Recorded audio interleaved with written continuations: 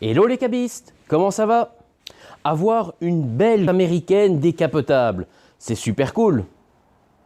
Mais à condition que la capote fonctionne. Alors ici, j'ai un très bel exemplaire d'une ancienne voiture US, mais qui hélas a une panne de fonctionnement au niveau de la capote. Alors pour savoir qu'est-ce qui lui arrive, quel est ce modèle, on se retrouve juste après.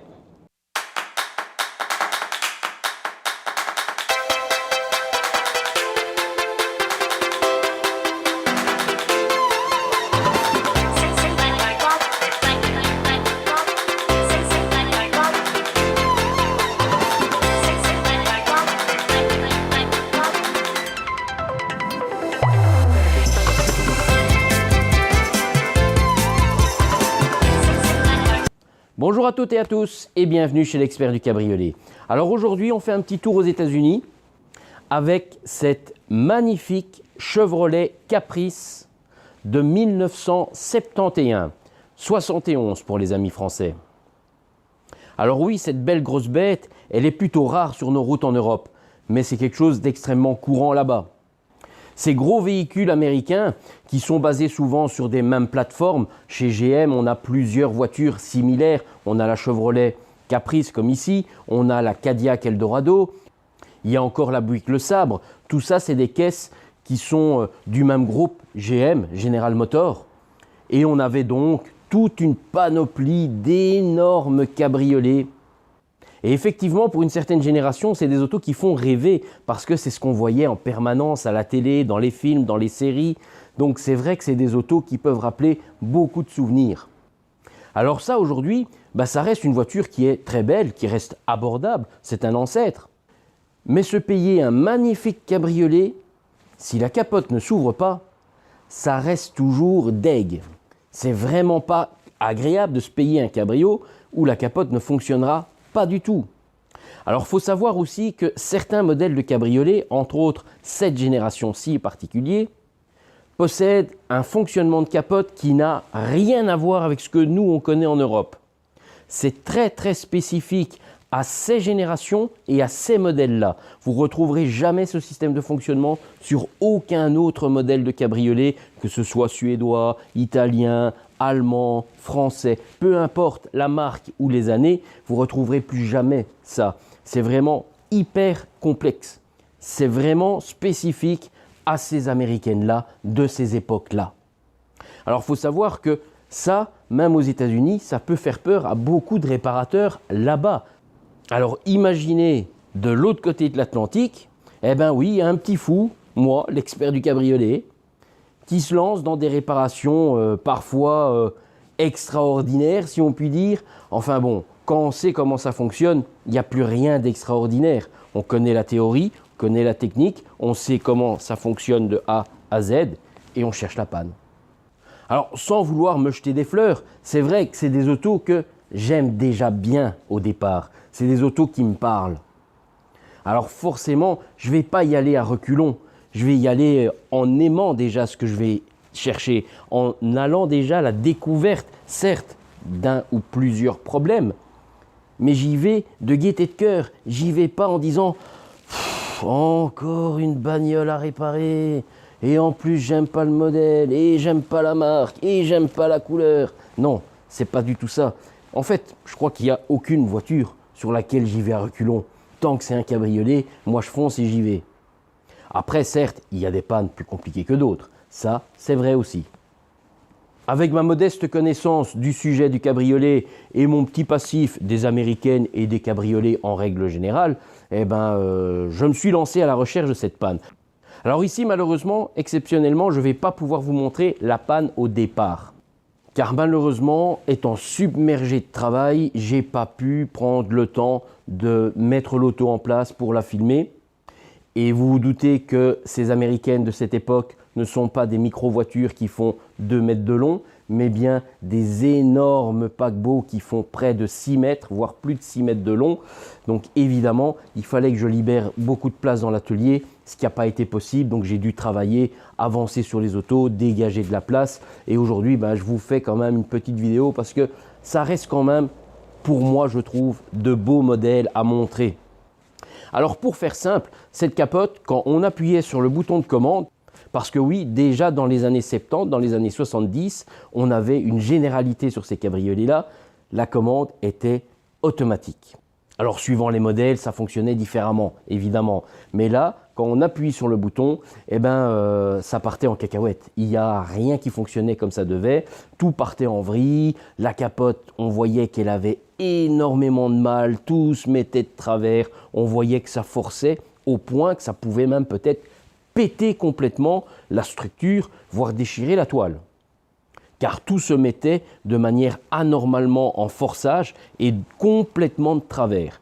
Donc c'était clair qu'il ne fallait surtout pas insister, absolument pas forcer, si on ne voulait pas provoquer une casse énorme. Alors il faut savoir que cette auto, elle est en provenance directe des États-Unis. C'est ses premiers tours de roue qu'elle fait en Europe et entre autres en Belgique pour venir chez moi. Alors là-bas, il y a quelqu'un qui a apparemment bien bichonné cette voiture. Carrosserie, elle est très très belle, l'intérieur est très très propre. Il y a même une toute nouvelle capote dessus.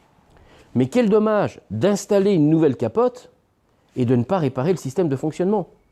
Bon, entre autres, c'est ce qui a certainement fait l'affaire de mon camarade Bernard, qui a pu acheter l'auto là-bas aux États-Unis, la rapatrier en se disant « Ah, moi à la maison, j'ai mon petit camarade Michel-Ange qui va pouvoir me solutionner ça, certainement en 2 temps, 3 mouvements. » Bon, ça c'est toujours la théorie vue de l'extérieur.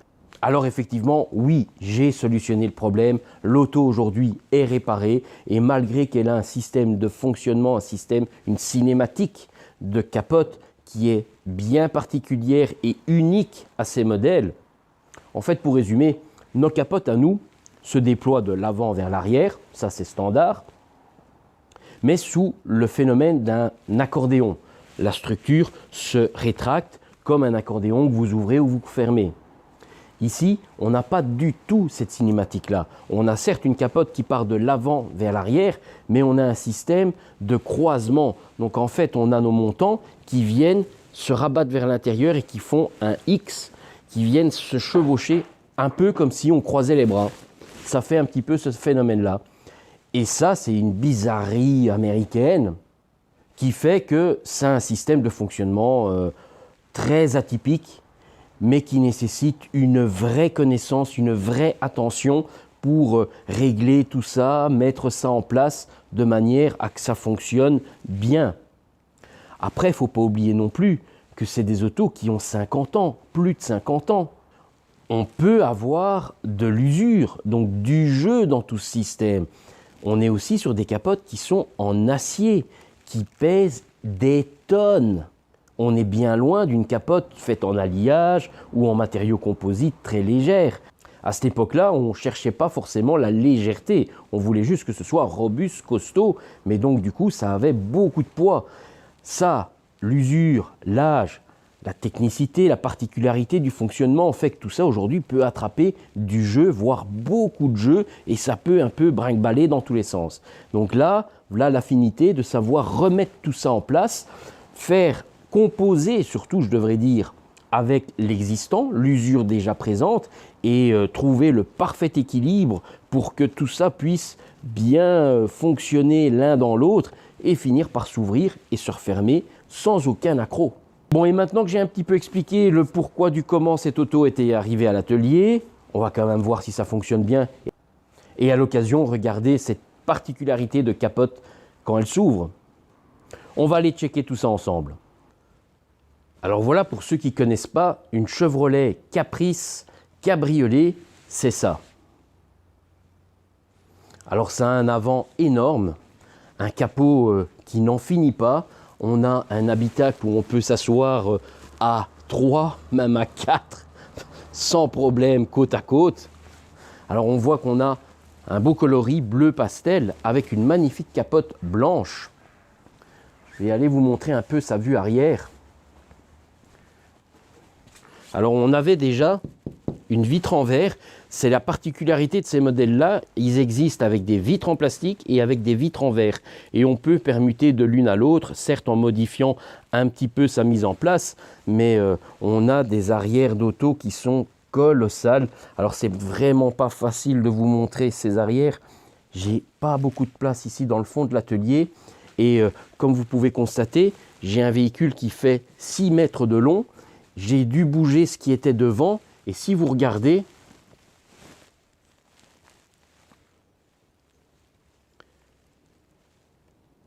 j'ai un autre véhicule aussi long que celui-ci. Oui, encore une GTC. C'est vrai que cette auto, elle est pas rare chez moi. J'en ai fréquemment. Mais revenons à notre sujet, la Chevrolet Caprice. Donc voilà un petit peu l'engin, le mastodonte, le géant des routes. Donc on a une capote qui est très belle, hein. Donc là, je ne sais pas vraiment vous montrer le mauvais état de quoi que ce soit, puisqu'elle est neuve. C'est une capote qui a été changée très peu de temps avant d'être vendue pour partir en Belgique. Et c'est vraiment dommage qu'il n'ait pas réparé ça. Heureusement que Bibi a pu trouver la solution et remettre ça en ordre. Regardez-moi cette longueur de caisse. Donc je vais monter dans cet énorme paquebot et on va aller mettre le moteur en route. C'est toujours un petit peu mieux parce qu'on a, comme je vous disais, des capotes qui sont très lourdes et ça reste moins fatigant pour la batterie de l'aider avec le moteur tournant pour garder la pleine puissance de la batterie, parce que sinon en 2 ouvertures vous avez vidé votre batterie complètement. On va écouter ce petit moteur V8 qui va démarrer.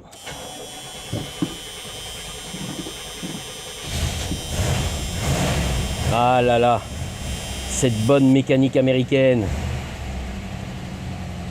Alors on a 2 poignées de fermeture comme sur beaucoup de cabriolets de la même époque. Une fois que ça s'est dégagé, alors ça reste comme sur les voitures de chez nous. Il faut penser un petit peu à baisser les carreaux.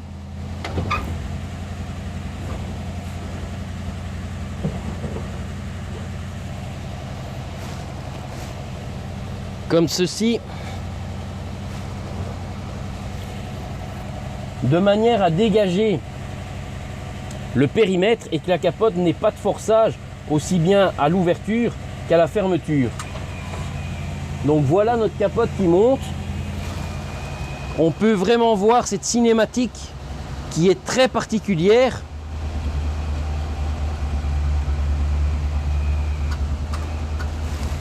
Voilà notre capote qui s'est complètement ouverte. Et maintenant, si je la referme, ça se passe tout aussi bien. Regardez-moi cette longueur de capote. Et voilà, elle s'est repositionnée. Tout est resté à l'horizontale. Il n'y a plus qu'à fermer nos 2 poignées.